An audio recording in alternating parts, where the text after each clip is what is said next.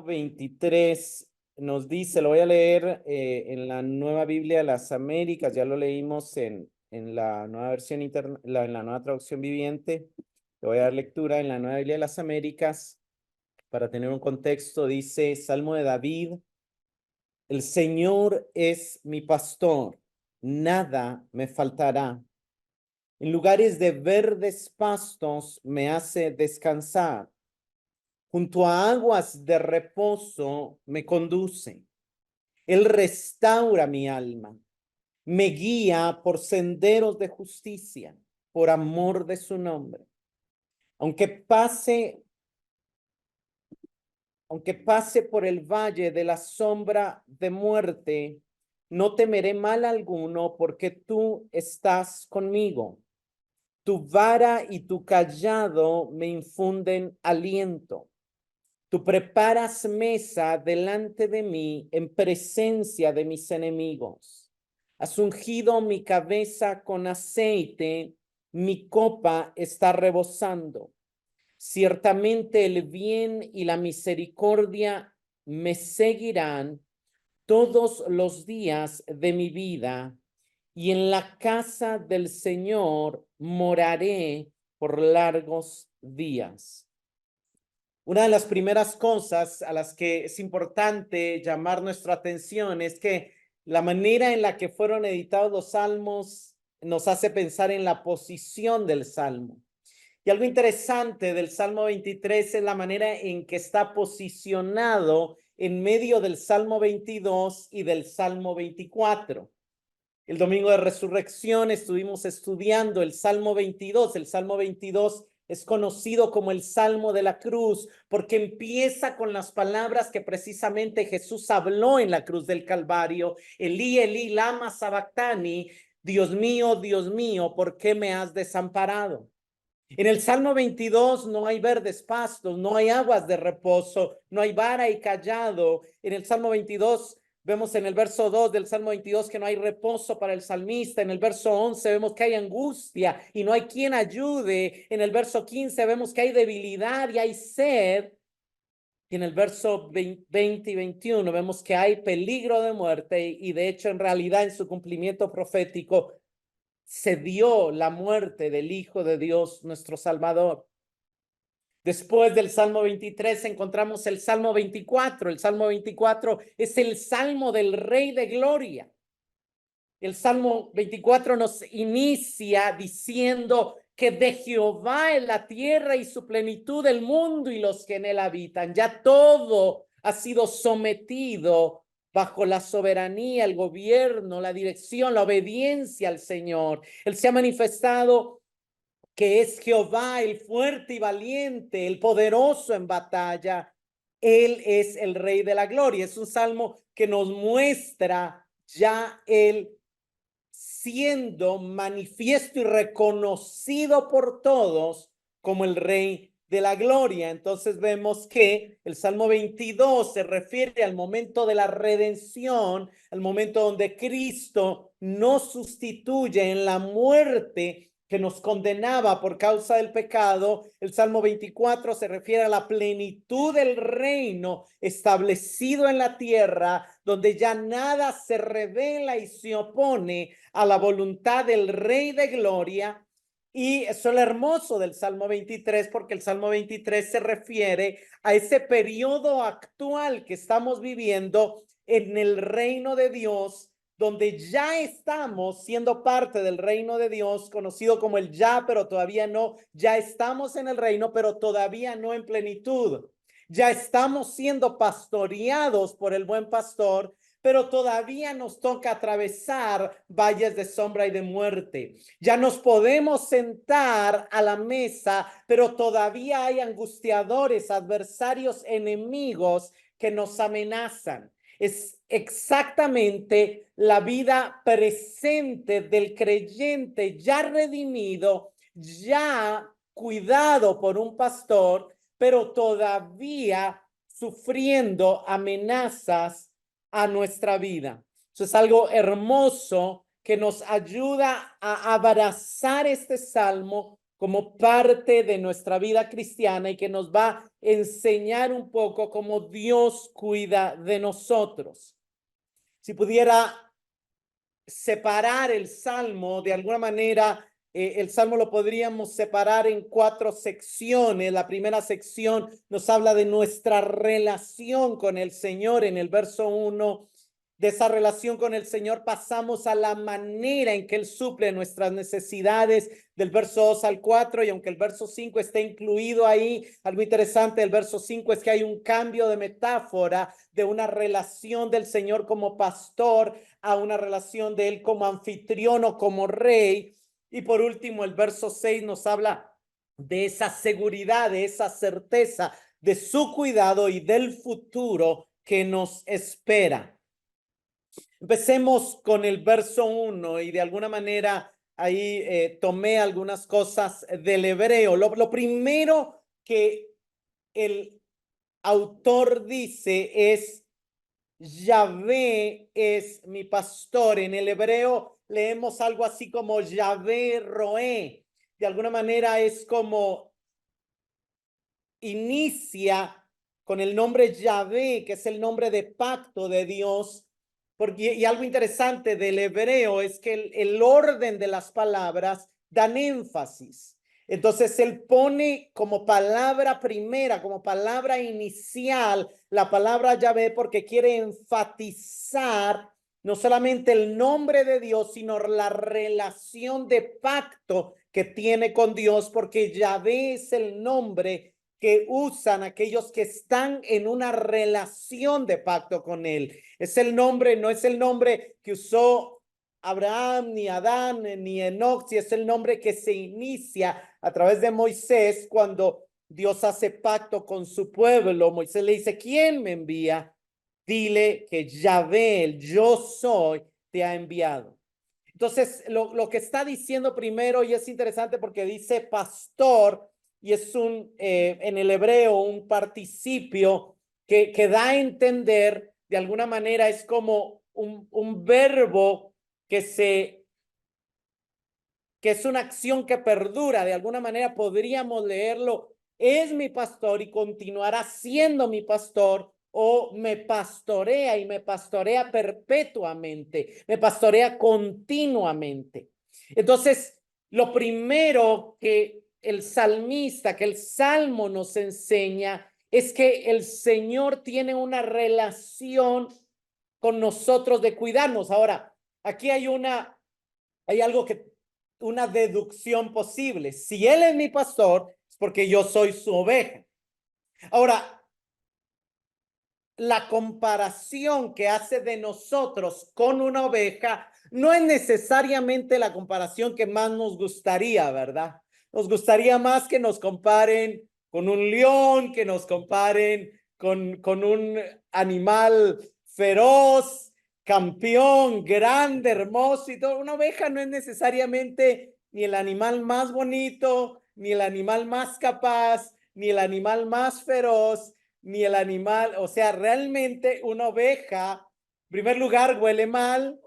En segundo lugar, es bastante torpe, es muy corta de vista, se ensucia muy fácilmente. Por ahí anda un video en las redes, quizá algunos lo han visto, hubiera sido bueno ponerlo, pero bueno, donde la oveja cae en el agujero, el pastor la saca para que vuelva a caer en el agujero. Y es exactamente la imagen de lo que nosotros somos. La oveja también es un animal muy indefenso, de vista corto y sin muchos recursos sobrevivir. Deje ahí una oveja usted en la jungla y no va a sobrevivir por sí mismo. O sea, va a venir un lobo, no tiene armas para defenderse. Es increíble, pero hasta las plantas tienen espinas para defenderse. Hasta los anfibios sueltan ciertos líquidos para defenderse. Hasta algunos insectos se defienden muy bien porque toman el color del árbol y entonces pasan desapercibidos. La oveja no tiene eso, no tiene espinas,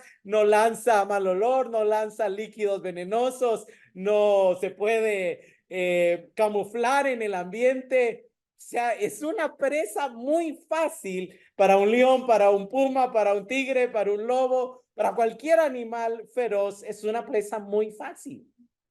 La oveja necesita de un pastor para sobrevivir. Tampoco la oveja tiene esa capacidad y esa velocidad para correr como los pumas o como, aún como los gatos y encontrar alimento y cazar. No, la oveja, de alguna manera, si usted la deja en el desierto, ella no fácilmente va a poder tener la fuerza y la capacidad de saber dónde hay pastos verdes, dónde hay hierba y cómo llegar a ellos. El desierto moriría por sed, inanición, desnutrición fácilmente en medio de animales salvajes, moriría siendo despedazada fácilmente.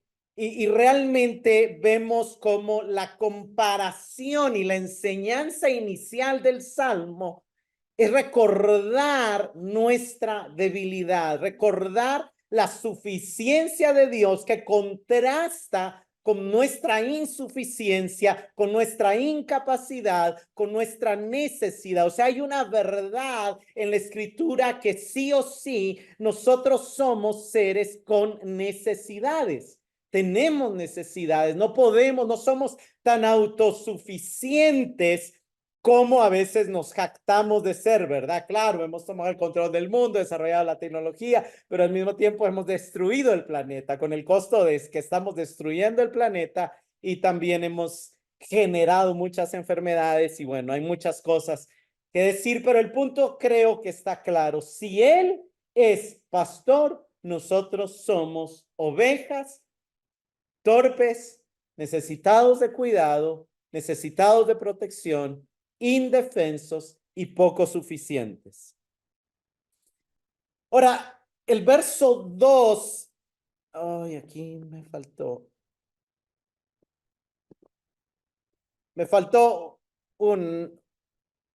no sé qué pasó aquí, pero bueno, la segunda frase del verso 1, que aquí se me fue alguna diapositiva, es nada me falta o nada me faltará. Y en realidad es interesante porque lo que el salmista está diciendo no es que él no tiene necesidades.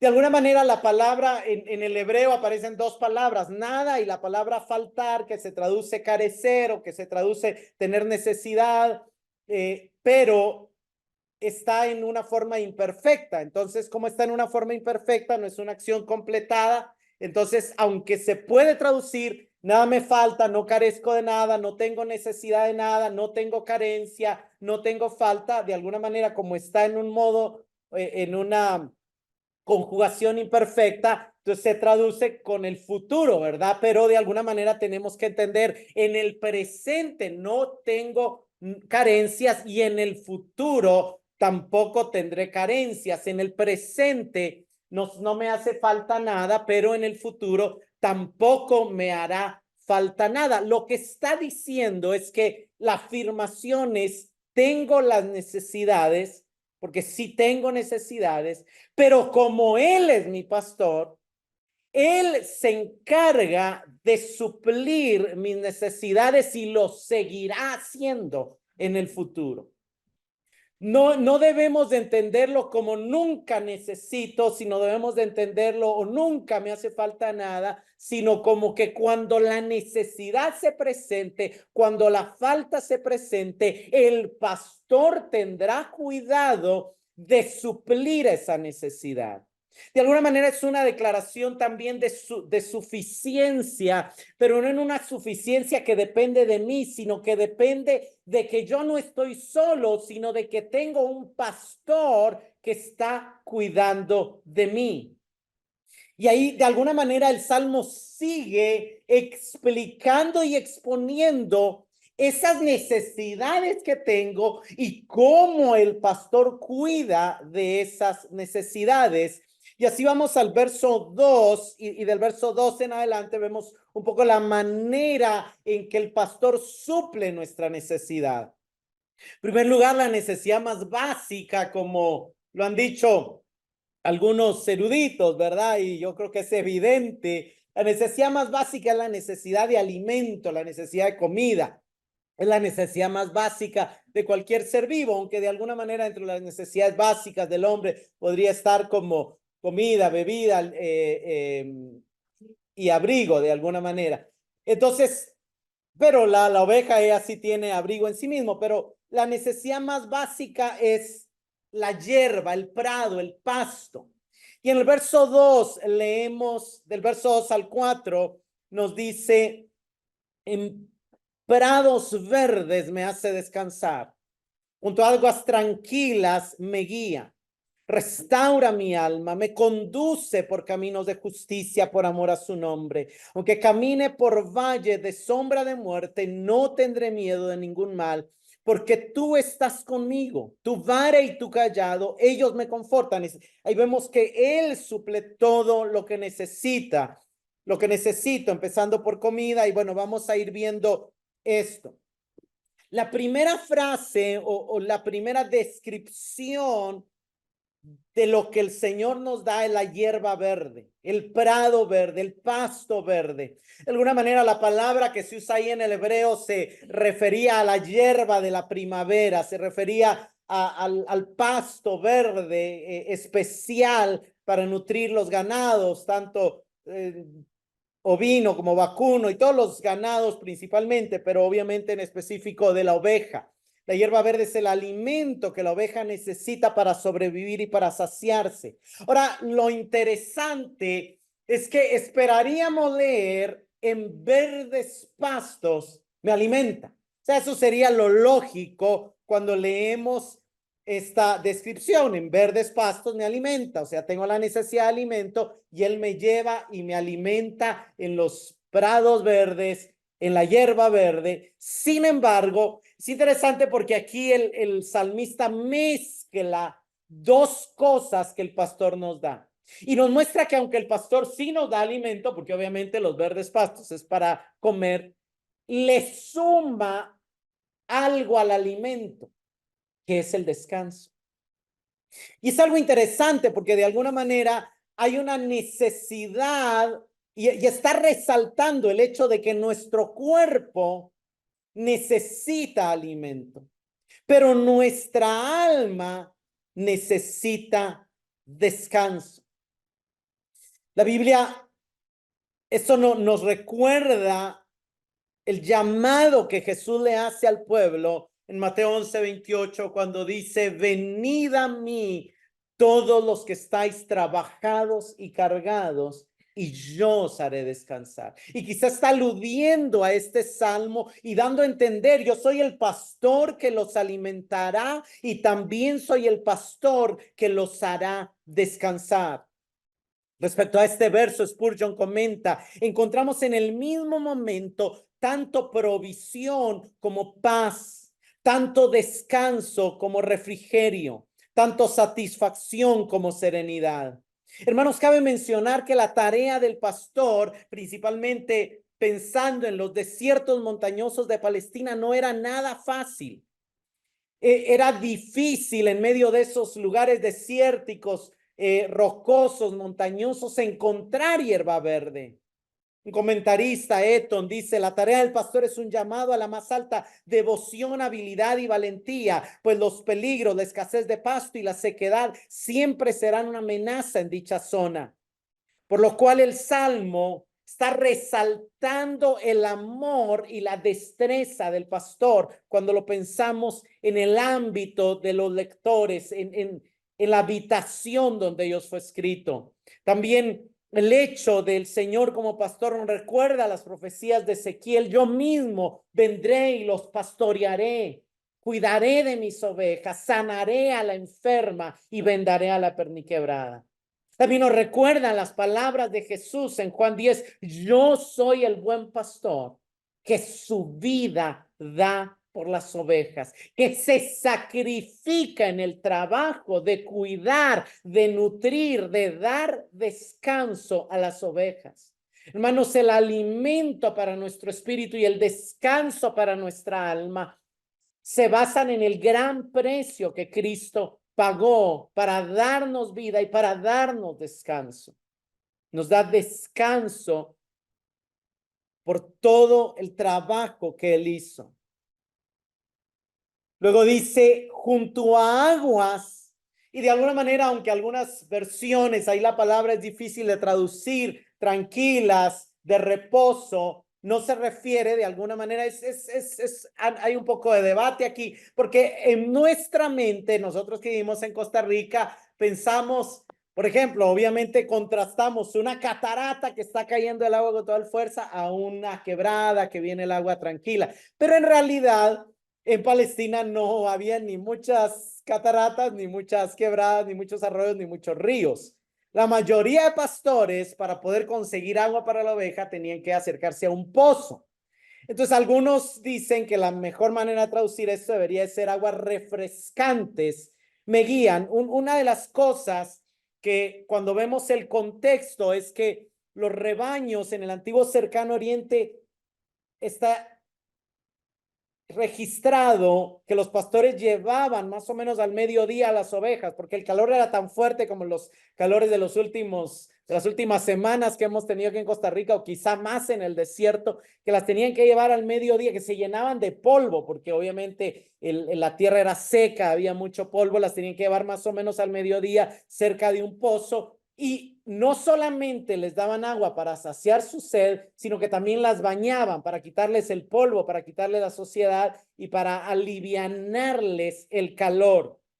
Entonces, aquí nos habla y es algo interesante porque también junto a aguas refrescantes deberíamos leer, me da de beber o me baña o me limpia, pero dice me guía. Anteriormente hemos visto que el pastor provee a la oveja de alimento y de descanso, pero aquí también está cuidando que su sed sea saciada, está cuidando que sea limpia de la suciedad que el caminar le ha traído, y también dice me guía, también le está proveyendo dirección.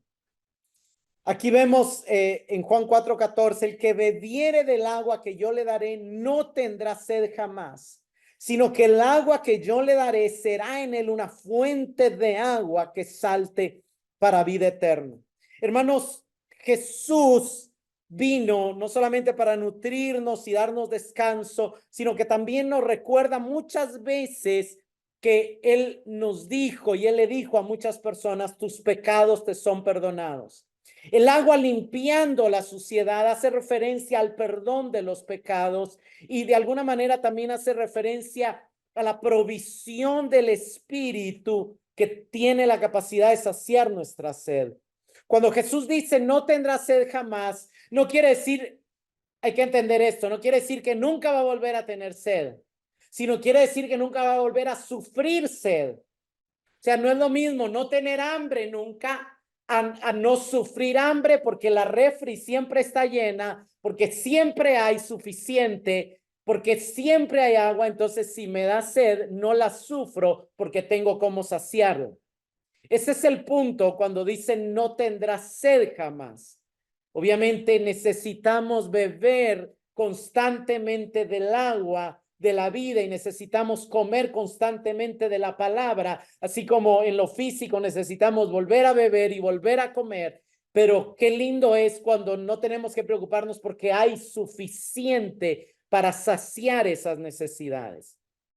Aquí lo interesante es que no solamente está supliendo la sed, está supliendo la necesidad de limpieza, sino también está dando dirección. De alguna manera, como que la imagen del salmista es que cuando alguien es perdonado de sus pecados, sabe a quién seguir, al que lo perdonó, al que lo salvó. De hecho, esa fue la experiencia de los discípulos y de las personas con las que Cristo se topó, y es también nuestra experiencia.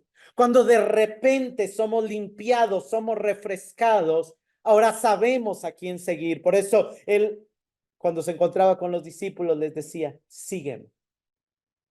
Y qué lindo cuando la voz del amado resonó en nuestro interior diciéndonos, sígueme. Espero que esa haya sido tu experiencia. Y ahí se cumple, junto a aguas refrescantes, me lava y me da dirección, me guía. Y ahí de alguna manera hay como una explicación de lo que él está viviendo. Restaura mi alma. El salmista pasa a relatar lo que aparentemente está pasando, lo que el Señor le ha proveído en lo exterior.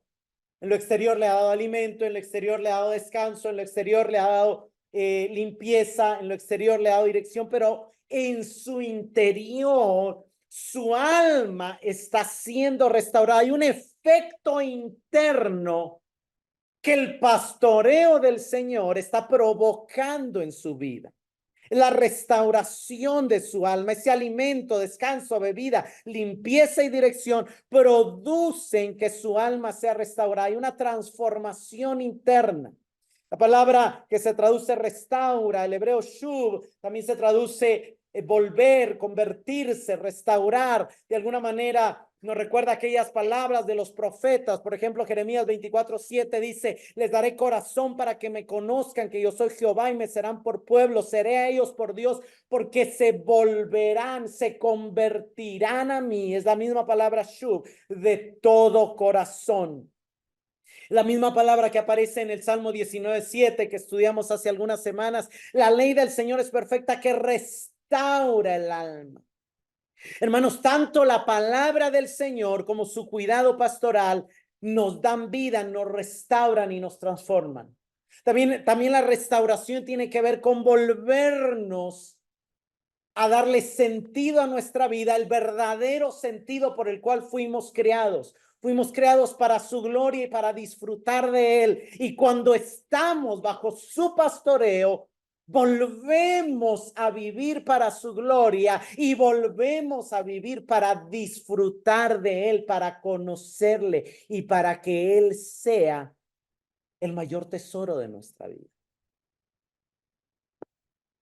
Solo Spurgeon comenta aquí: cuando el alma se entristece, el pastor la reanima; cuando es pecaminosa, la santifica; cuando es débil, la fortalece. Comentando este verso, esta restauración puede implicar también la restauración en el sentido de que la oveja vuelve a glorificar y adorar al Señor. Al ser nutrido y limpiado de su pecado, vuelve a seguir obedientemente al pastor, abandonando la rebeldía que surgió en el huerto al comer del árbol del bien y del mal.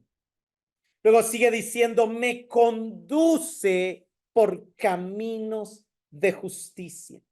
Y hermanos, de alguna manera, obviamente está explicando cómo restaura el alma, que yo ya dije un poco, pero lo que está diciendo es que cuando mi alma vuelve a entender para qué fue creada, lo que quiere perseguir es la justicia del Rey. Lo que quiere es ser justo como Él es justo, ser santo como Él es justo, vivir para su gloria. Entonces sobresale aquí el significado de camino en referencia a la conducta o dirección de vida. Le da dirección a mi vida, le da sentido a mi vida, le da propósito a mi vida. Proverbios 4:11 dice: por el camino de la sabiduría te he encaminado y por veredas derechas te he hecho andar. Hay una relación entre la instrucción también y la influencia que ejerce. Ese me conduce tiene que ver con me instruye, me influencia, me muestra el camino. Hermanos, Dios quiere producir en nosotros comportamientos alineados a su justicia, y eso lo hace instruyéndonos por medio de su palabra y guiándonos por medio de su providencia. Vemos cómo las necesidades están siendo saciadas, y de alguna manera cuando pensamos en cómo algunos educadores han pensado en las necesidades, empiezan precisamente por las necesidades de alimento, provisión y abrigo, las necesidades luego de seguridad, luego de trabajo, de dirección de vida y luego de autorrealización, y más o menos vemos algo similar. Quizá él se basó en este salmo. Empieza las necesidades básicas, luego de alguna manera la necesidad de sentido a la vida, y vamos a pasar al tema de seguridad y de honra. Lo interesante es que lo que motiva al Señor, al pastor, es el amor de su nombre. Lo hace por amor a su nombre. Su motivación no es el atractivo de la oveja en sí mismo, sino el amor que Dios le tiene a su nombre, su pasión por su gloria. Acertadamente comenta Carro: me guía no por quien yo soy, sino por quien es Él. Dios se comprometió conmigo y es fiel, ha prometido no abandonarnos. La tarea del pastoreo no lo hace porque somos excelentes y obedientes ovejas. No, a veces somos torpes, desobedientes, rebeldes, pero Él nos sigue guiando, nos sigue alimentando, nos sigue dando reposo. ¿Por qué? Porque Él ama su nombre, porque Él ama su gloria. Juan 17:12, Jesús le entrega cuentas al Padre diciéndole: a los que me diste, yo los guardé y ninguno de ellos se perdió.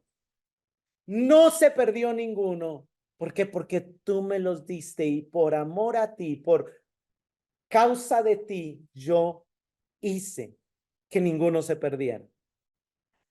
Ross comenta aquí que en el mundo antiguo la reputación de un pastor dependía de su capacidad para guiar a las ovejas en la dirección correcta. Si perdía las ovejas o perdía el camino a casa, ganaría una mala reputación y sería un pastor indigno.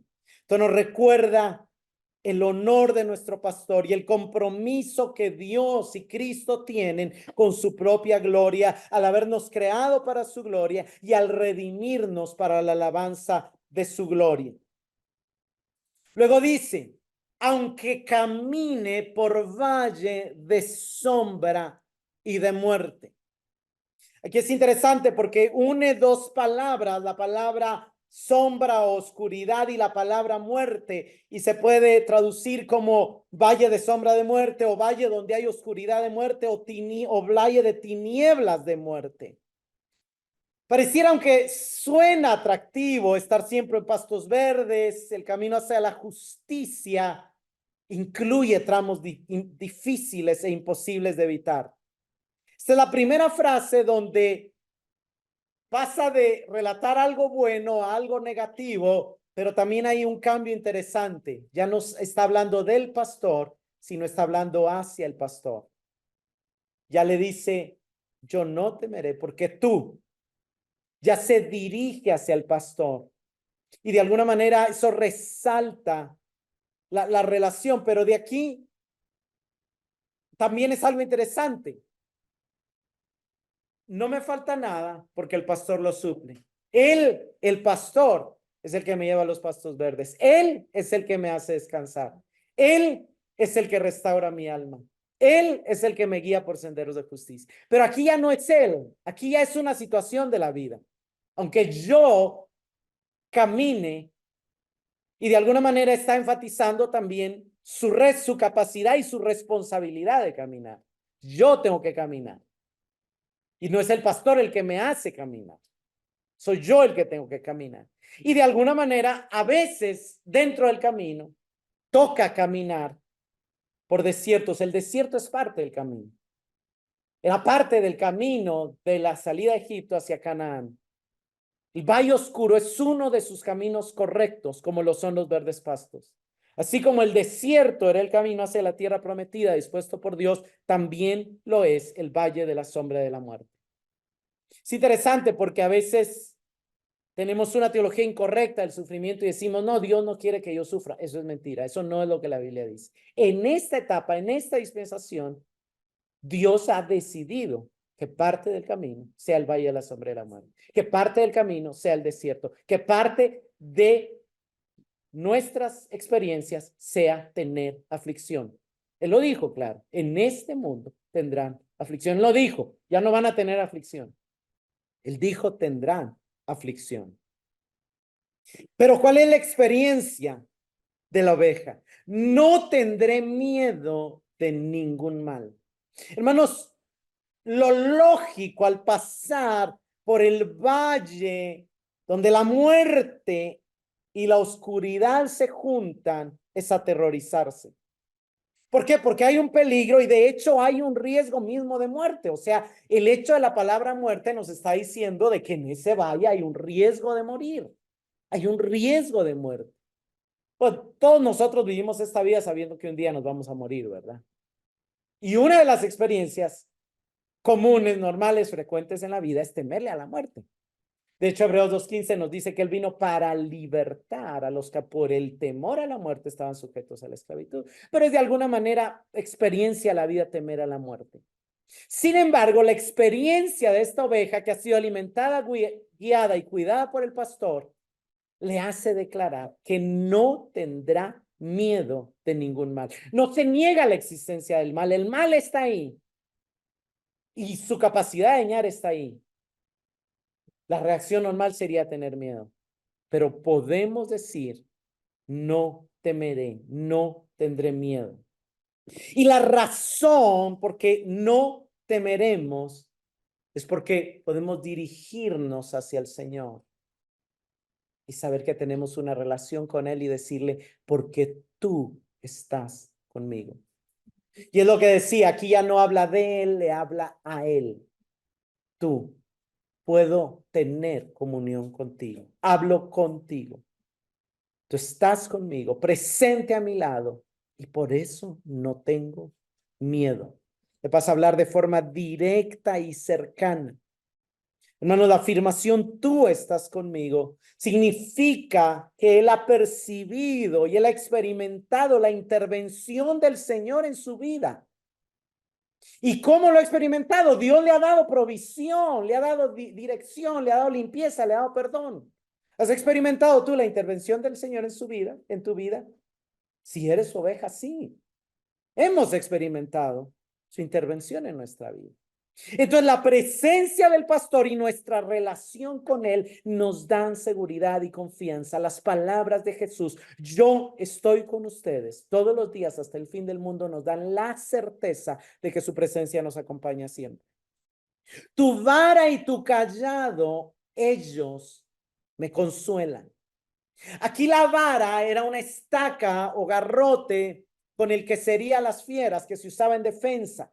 Ustedes se recuerdan cuando David le habla a Saúl, le dice, yo cuidaba las ovejas de mi padre y venía un león y yo lo hería y defendía a la oveja y venía un oso y salía en contra y lo hería con esa vara. La vara no es un palo largo, sino como un garrote corto, como los de la policía, ¿verdad?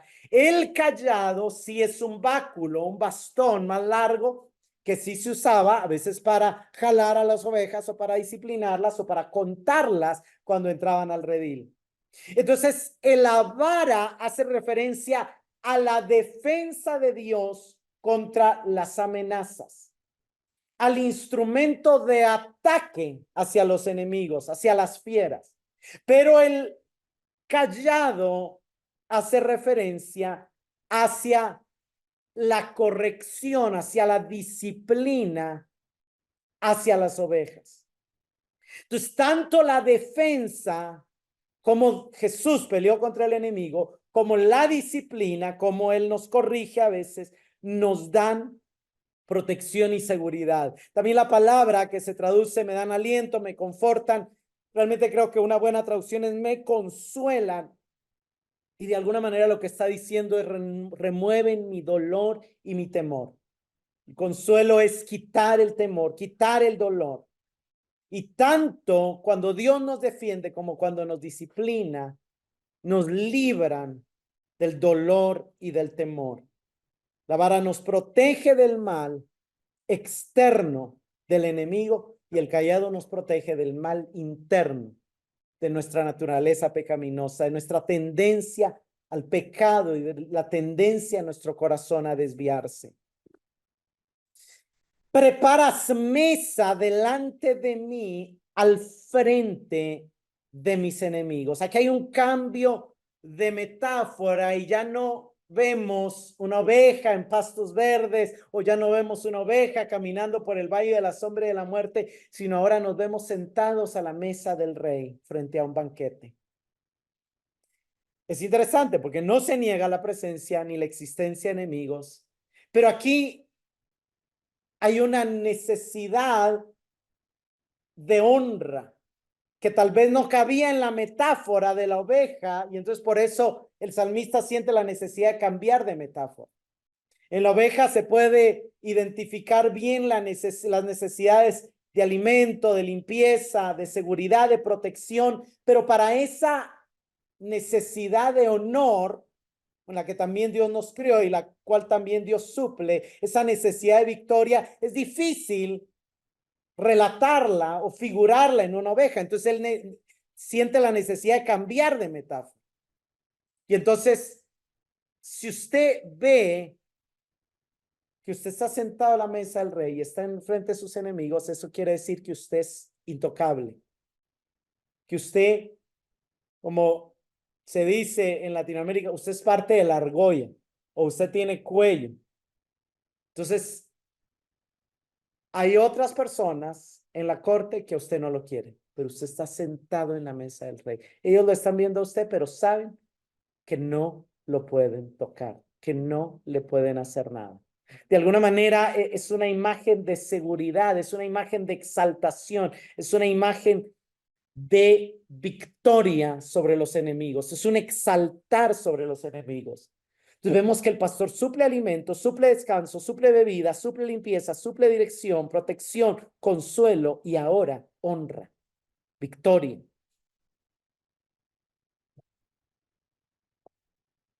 Sigue diciendo, has ungido mi cabeza con aceite. Y de alguna manera está enfatizando lo que él quiere decir. El ungir la cabeza con aceite, de alguna manera se refería a que cuando un invitado de honor llegaba, le echaban un aceite perfumado en su rostro para señalar que era un invitado de honor y para que oliera bien, para que oliera mejor que el resto, para que su rostro brillara en la cena. Esto nos muestra, por ejemplo, las palabras que Jesús le habla a Simón cuando él llega a la casa y le dice, y después le atacan con la mujer y le dice, volviéndose a la mujer, le dijo a Simón, ¿ves esta mujer? Entré en tu casa y no me diste agua para mis pies, pero ella ha regado mis pies con sus lágrimas y lo ha secado con sus cabellos. No me diste beso, pero ella desde que entré no ha cesado de besar mis pies. No ungiste mi cabeza con aceite. Se esperaba que ungieran su cabeza con aceite porque él era un invitado de honor. Pero no lo hizo Simón. Pero ella ungió sus pies con perfume. Mi copa está rebosante. Ha llenado su copa con tal abundancia que desborda. Es interesante porque en el hebreo aquí la palabra, se une la palabra copa con una palabra que se traduce abundancia, prosperidad, satisfacción, desbordamiento. Y entonces obviamente lo traduce en mi copa desborda, mi copa está rebosante. Y esto representa la abundancia y la prosperidad que el Señor ha dispuesto para él, aun cuando los enemigos están al frente. La mayor necesidad es el sentido de satisfacción y es lo que Dios está dando. En verdad, bondad y amor leal o amor inagotable me persiguen todos los días de mi vida. Ese en verdad es un deseo de enfatizar.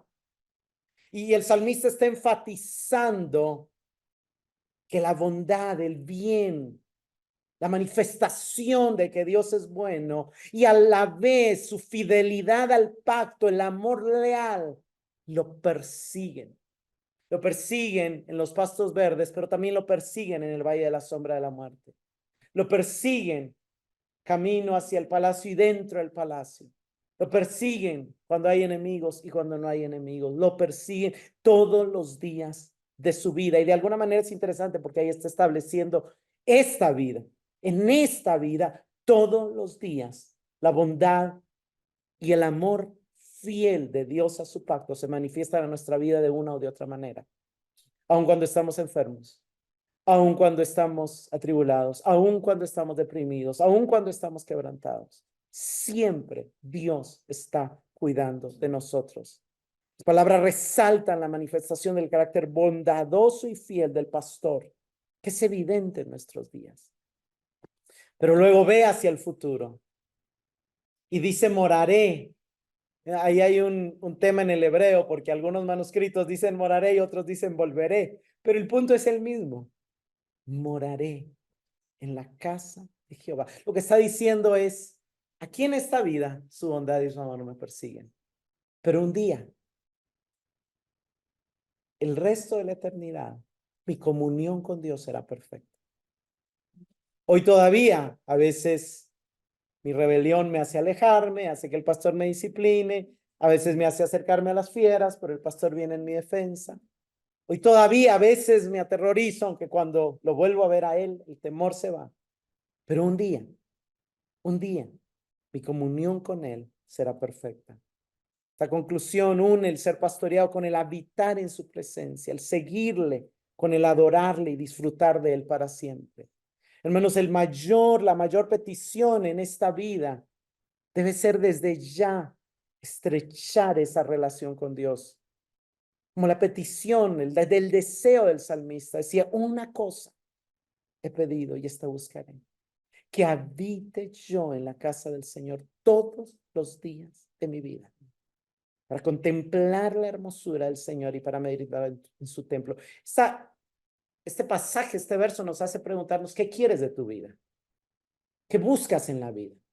¿Cuál es el propósito de tu vida? La búsqueda del salmista es estar en su casa, habitar con Él por siempre, alabarle, glorificarle, disfrutar de Él, darle gloria. Ahora, ¿cuál es el énfasis del Salmo? Yo creo que el énfasis del Salmo y dos frases que yo quiero resaltar y sobre las que quiero que meditemos y quiero que queden en nuestro corazón y que lleguen a ser una realidad en nosotros. Porque miren, hermanos, una de las cosas que yo me topo y que yo veo en el mundo donde vivo son altos niveles de insatisfacción en la vida de las personas. Vivimos en la mejor época posible. O sea, hoy tenemos acceso a casi todas las frutas, sea o no la temporada.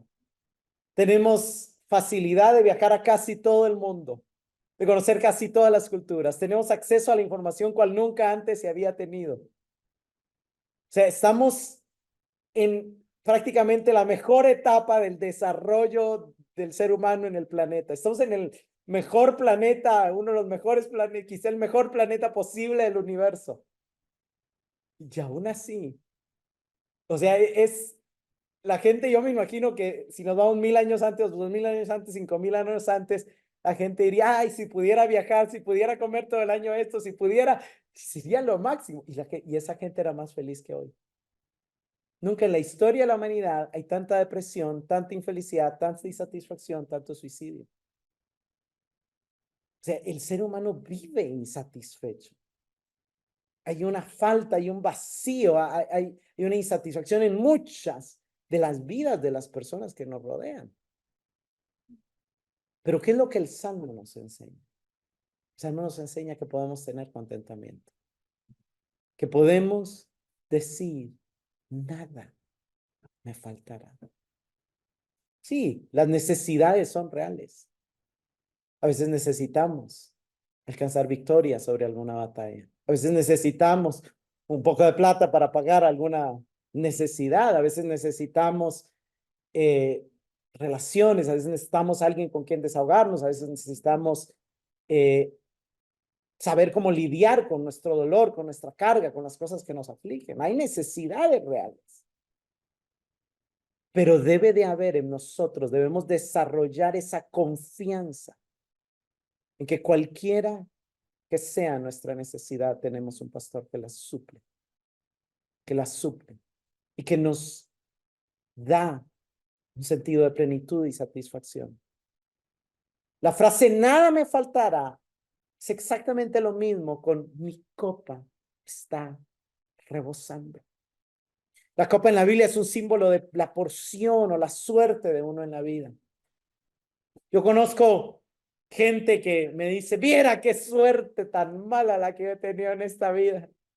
Usted no se imagina lo mala mujer que me salió, las veces que se han aprovechado de mí, las veces que me han robado. O sea, a veces es tan fácil quejarnos y decir, no, hombre, que Jacob le preguntan, ¿cómo ha sido tu vida?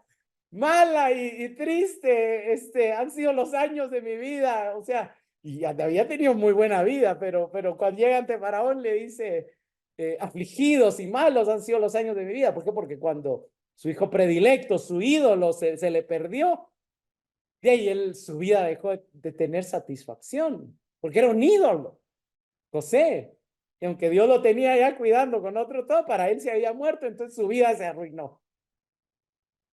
Y no, se olvidó del cuidado del pastor, se olvidó del cuidado de Dios, se olvidó que Dios había puesto prosperidad y abundancia para él. Hermanos, ojalá pueda ser una realidad y una verdad que podamos decir, mi copa está rebosando.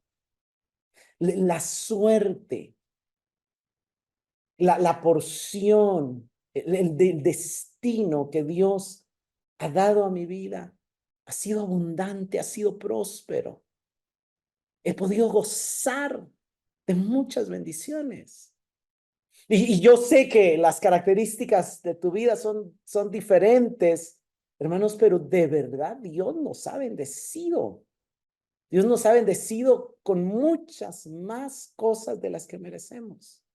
Nos ha dado muchas más oportunidades y privilegios, cosas que la humanidad no disfrutó por siglos, nosotros las podemos disfrutar.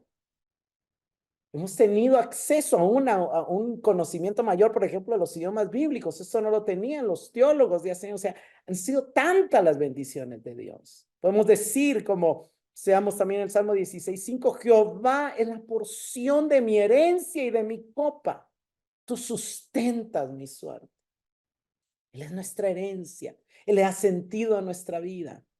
Y Él hace que nuestra vida sea placentera y feliz, aún incluyendo dolor. Porque la felicidad para Jesús no excluye dolor. Al contrario, dice, bienaventurados los que son perseguidos por causa de mi nombre. Hay una felicidad en sufrir por Él también.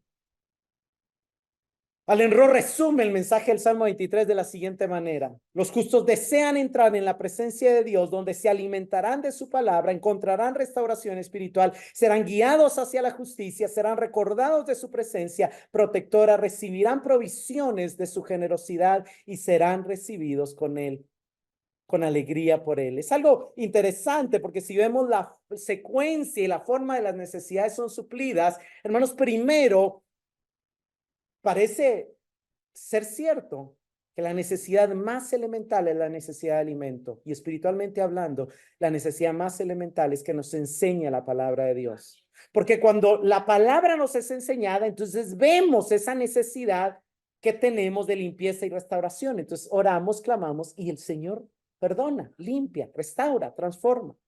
Al ser limpios, descubrimos que el Señor nos está guiando hacia la justicia, a la santidad.